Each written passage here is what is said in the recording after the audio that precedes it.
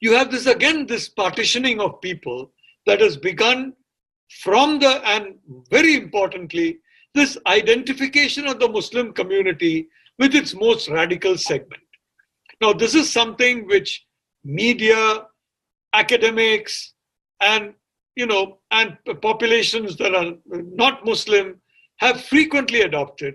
And I think part of the reason could be that the Wahhabis were extremely convenient to the British colonial power, and later on to the Americans who took over from the British colonial power. Initially, Wahhabism was used against Turkey, the hold of Turkey over the Hijaz and over the Arab world, that the Turks were not, quote unquote, true Muslims, and only Wahhabis are quote unquote genuine believers.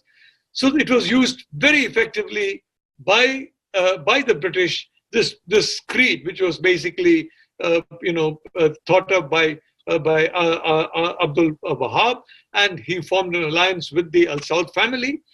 Subsequently, it was used against Arab nationalists. You had people like Gamal Abdel Nasser, you had Ahmed bin Bella, you had various other people, a very strong, and if you talk in terms of Iran, you had, for example, Mossadegh in Iran, a true nationalist. Now, these nationalists, of course, Mossadegh, it was not Wahhabi. It's a question of it was different kind of this thing. So I'm not putting Mossadegh there. I'm talking about the Arab world. It was used as a weapon against Arab nationalists who were essentially challenging Western domination. At that time, it was not Western primacy. You have Western dominance, you have Western primacy, and then you have in a sense, a Western front-runner kind of situation. So the level of control goes down. The level of, if I may say so, directioning of other societies goes down over time. But Western dominance was sought to be protected from Arab nationalists. Subsequently, of course, we know what happened, the Afghan war. I've said this other times. I think it bears repeating for the few who have not heard it. The United States sublet that particular war to the Pakistan military, which from the time of Ziaul Haq, about 15, 16, 18 years before the Afghan war got into full swing, it became an army which Wahhabism. It was an army which was the sword arm of Wahhabism. It's got jihad as its motto, and it's not jihad as in the Muslim texts, where essentially jihad is an internal battle to improve yourself. It's not an external battle. It's a different kind of, it's a Wahhabi kind of jihad, which is essentially intolerance towards anybody who doesn't agree with you and your precepts. Look, you had the Pashtun, a huge Pashtun majority who were moderate. And you had a small Pashtun minority that was fanatic. And the Pakistanis made sure this fanatic minority was armed, equipped, trained, and given a lot of money.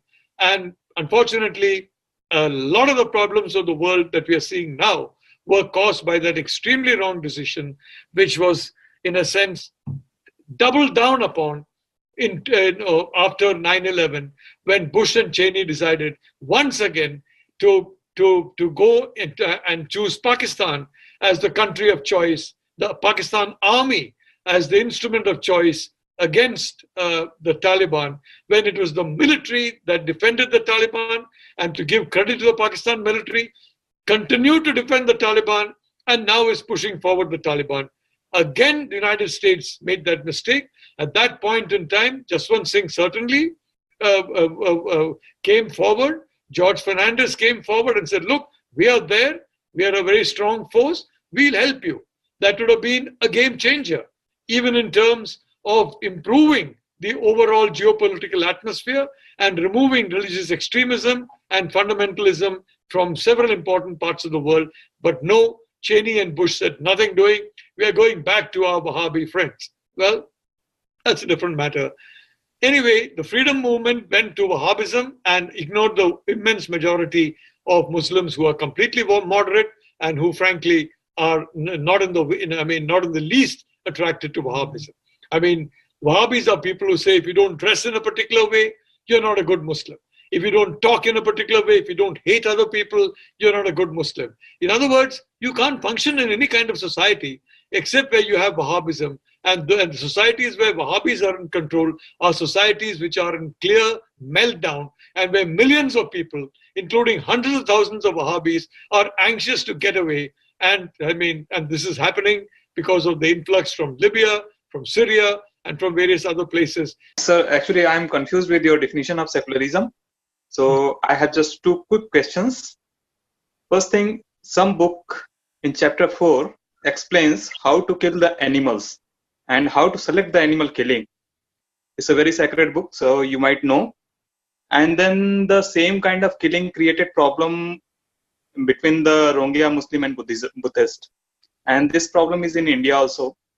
So how you think this kind of contradictory thing, means killing any animal which have to live on this planet for just 5 or 10 years and human has to live 70 years, you think it's justified from angle of secularism? And my second question is, why only 3 temples are fitting your perspective of secularism, not all, which was destroyed by the invaders? You can't do this through legislation. Let me be frank with you. You can't remove alcohol through legislation. You can't remove certain other ways of things through legislation. You can only do it through, conscientization. So it's, it becomes a shortcut. हाँ तो हम ये करना है तो हम क्या करना है, अरे वे तो एक लॉ पास करेगा तो हम लॉबी करेगा, लॉ पास करेगा और आराम करेगा. The fact is, you know very well no one's going to follow that, but still you are fooling yourself, or not even fooling yourself. My point is, Alok, that this is a personal judgment. And in my personal view, I believe any kind of meat or whatever eating is bad. But if somebody else has a different point of view, I'm not going to say that that person is the devil and that person is bad or whatever. And so far as these particular things you're talking about, killing and all that, well, I'm not an expert on this kind of thing, so I can't say anything. I can only say that I'm quite happy with my vegetarian diet, and I have never seen any reason to change them. My second question is that in your talk, you basically tried to condense Islamic extremism to one denomination, which is Wahhabism. But if we look at the facts, the story is entirely different. And let me give you a few insights about it. That Sufism, which is regarded as the most peaceful version of Islam, has its own bloody history. And we have plenty of literature in public domain. And then we have this recent PU research conducted on several Islamic nations, including Asia, Africa, and Middle East region. And the outcome of that survey was truly shocking. In short, majority of Muslims, almost 65%, either remain silent on the heinous crimes of ISIS or found supporting them. And the third trend, which is noticeable here, is that the prominent voices among Islamic apologists who are busy in covering up ugly side of Islam are surprisingly from South Asia. They are not Arabic, like Zakir Naik, Muhammad Hijab, Maulana Maududi, Tariq Jamil, Anjem Chaudhry, who have enjoyed following in masses. So it was not basically Arabs, but South Asians who are at the forefront of concretizing this Islamic extremist ideology. And sir, I have personal experience also. I came from Aligarh Muslim University. I've spent 7 years in Aligarh Muslim University. And when this 9/11 attack happened, then a conspiracy theory broke out that it was basically a Jewish conspiracy. So, and this was widely taken in Aligarh Muslim University as well. In fact, in my law faculty, there were 5 seminars conducted on this issue, that it was actually a Jewish conspiracy. And very eminent professors have participated in that meeting. So my question is, sir, that on what basis you are drawing this line of distinction between fringe and mainstream? I mean, keeping in mind all these facts, I am not be able to figure out who is fringe and who is mainstream. You have a right to your point of view, and I have a right to my point of view. It's different, but I would only like to say, if you identify this kind of thing as the mainstream, and then more and more people believe it's the mainstream, and that is what has happened today. The only people who come on television screens are people like what you describe.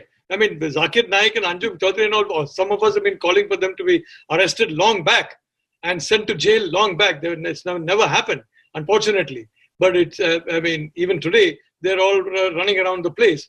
And I think Anjem Chaudhry just got off or something. But the reality of the situation is, please, when I'm talking about the mainstream, it's important to understand that this is the healthy mainstream that is there. And if you talk about the mainstream as the fringe, then the fringe is advantaged and starts increasing within the mainstream.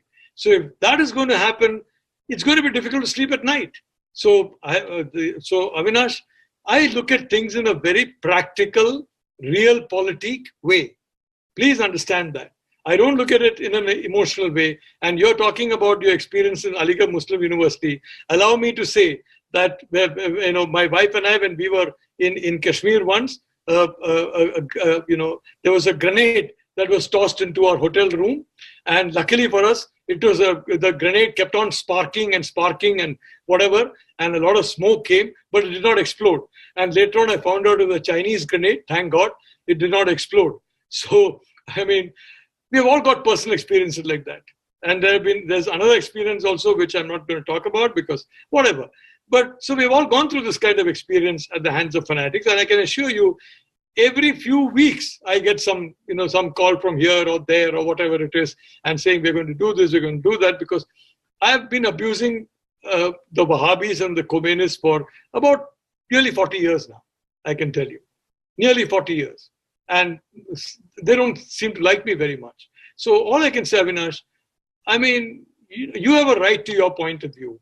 But please understand, when you're looking at building up India, and you're looking at building up society, it's very important to say that this is good health. We know what good health is, right? We're not going to call a sick person healthy. So this is what the mainstream should be in every faith, and say this is the mainstream. And if you say no, this is not the mainstream, this is only a small section, the mainstream is actually the fringe, you're actually helping the people whom you claim to be fighting against.